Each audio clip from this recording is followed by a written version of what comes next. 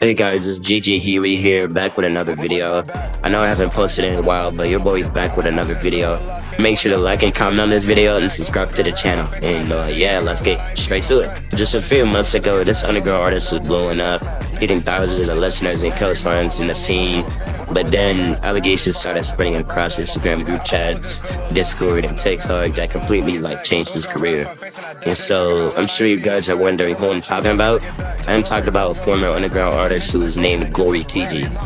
Glorytiji is the artist who made the popular song Jugg Anthem on TikTok and was well known in the TDF and Perk 40 Dark Plug underground scene.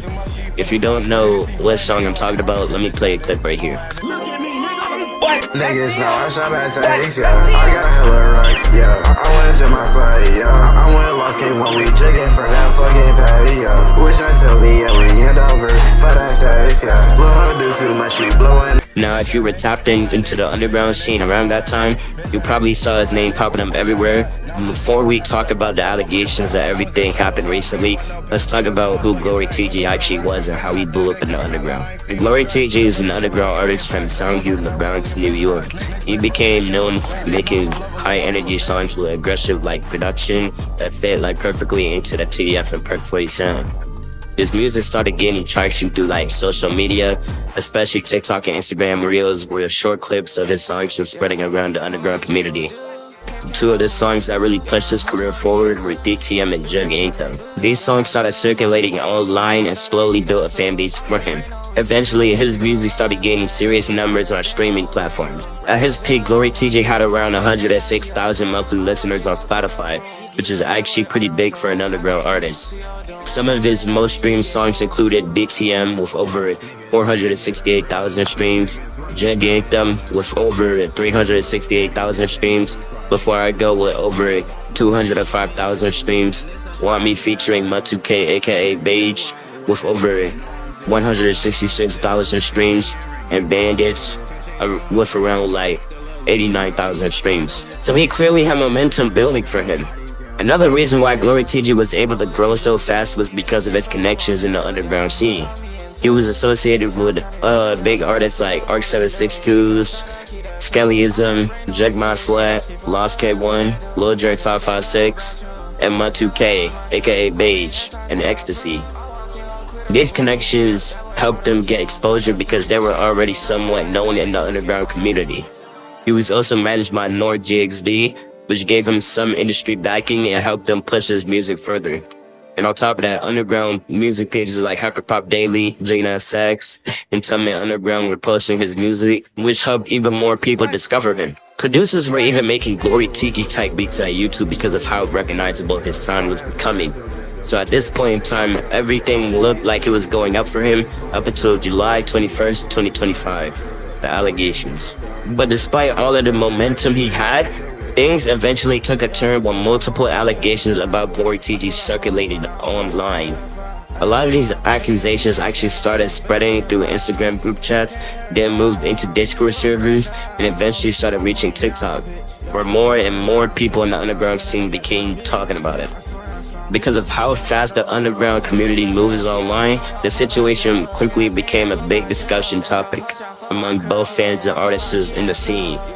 Some people were saying things like Glorytiji's innocent, while others were saying things like Glorytiji's a weirdo and claiming that he was getting blackballed in multiple underground scenes. One of the main accusations was that Glorytiji was botting his followers on SoundCloud and Instagram to make his pages appear bigger than they actually were. Another claim that started circulating was that he was stealing or extracting vocals from other artists, specifically artists like LTK and Savorchrist, and using those vocals in his own songs.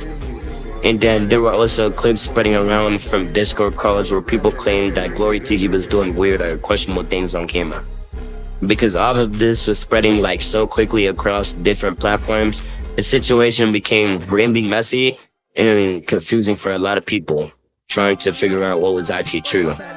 Eventually, things escalated to a point where Glorytiji had to delete all of his social media accounts, which only added more speculation to the situation. However, Glorytiji denied the allegations, and he even created a YouTube playlist where he attempts to debunk the accusations and explain his side of the story. Now, personally, after looking into this situation, Here's my thoughts. Like, I feel like a lot of the allegations against Glorytiji might actually be false or exaggerated. Like, for example, another artist named Stargins even came out and said that the allegations involving him were not true. The Stargins was his main accuser, but which already like cast some doubt on some of the claims that were spreading around. And when it comes to like the Discord situation, even if some of those clips were real, you have to remember that Glorytiji is still a kid, and people make mistakes when they're young. That doesn't necessarily mean someone's entire career should be over. At the end of the day, like, the internet can really move fast with accusations, especially in the underground scene where rumors spread quickly. And like I said earlier, Glorytiji made a debunking playlist where he tries to explain everything from his perspective. So if you guys want to hear his side of the story, you should definitely check that out too. But at the end of the day, I want to know what you guys think. Do you think Glorytiji is innocent, or do you think the allegations might actually be true? Let me know your thoughts in the comments, because I'm really curious to see what you guys think about in this whole situation. And if you enjoyed this video, make sure to like, comment, and subscribe for more videos about underground artists, hip-hop news, and situations happening in the underground scene. It's been Jigg Huey, and I'll see you guys in the next video. Peace. Sorry, serving as a pedo, he tryna fuck on 13 rows, y'all. My diamonds on naked, so I go. She tryna fuck on me, but I said, let's go, y'all. Niggas know I shop at 6, y'all.